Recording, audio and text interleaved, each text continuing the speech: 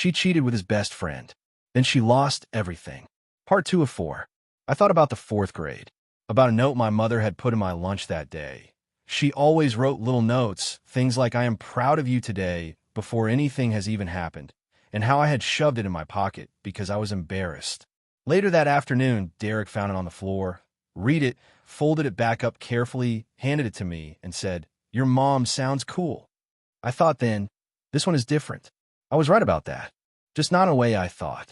Derek had been there for everything. When my father left, I was 16. Derek showed up the next morning with a box of cereal because he didn't know what else to bring, and we ate it dry on my porch and didn't talk for 3 hours and then talked for 5.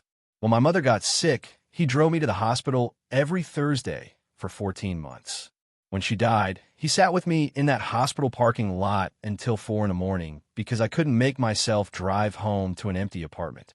I once told Ashley that Derek was the only person in my life I had never once doubted. I said it like it was a compliment. I understand now that it was a vulnerability. There were signs. I replayed them all in exhaustive detail during those first raw weeks. Derek pulling away about 6 months earlier, citing work stress. Ashley coming home later on Thursdays, the same night Derek's gym was supposedly closed for maintenance. A lunch she mentioned with a friend from work that I had never asked about because I trusted her completely. The small flatness in Derek's voice the last few times we talked. I had noticed all of it. I had explained all of it away. Because that is what you do with the people you love. You protect your belief in them right up until you cannot. And somewhere in that parking lot, in the dark, with the engine running and nowhere to go, something in me closed. Quietly. Finally. Like a door that had been left open for 20 years and had been gently, quietly pulled shut. If you've ever been betrayed by someone you would have taken a bullet for, type "I know" in the comments right now. And if you're not subscribed yet, I need to ask you something. What are you waiting for? This channel exists for exactly this. Don't miss what comes next. I drove to my cousin Marcus's apartment in Clintonville that night. Marcus Webb, 5 years older than me, high school history teacher, a man with the particular gift of knowing when to talk and when to simply be present without demanding anything.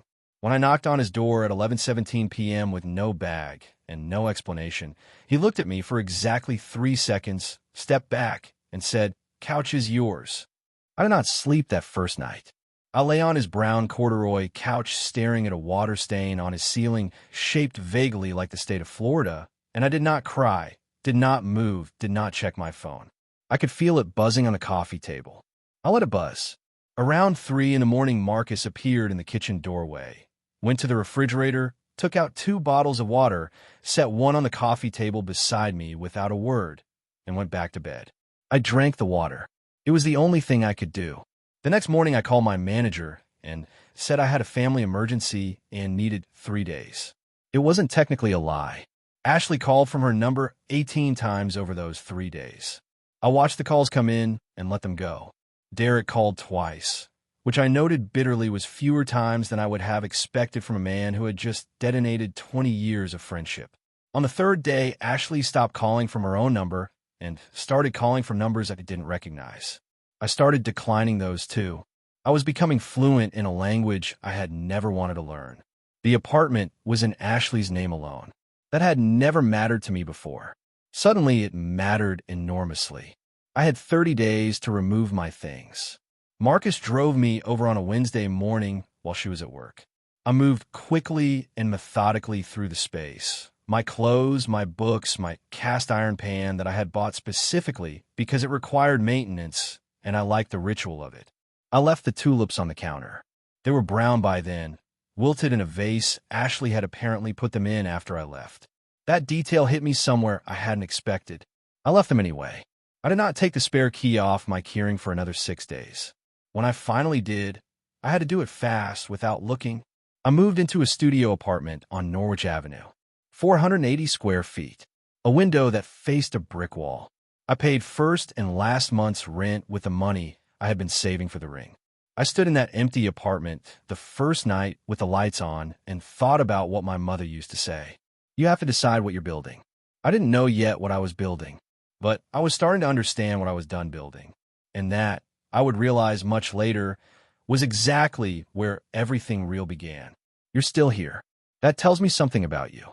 This story is about to go somewhere most people never see coming.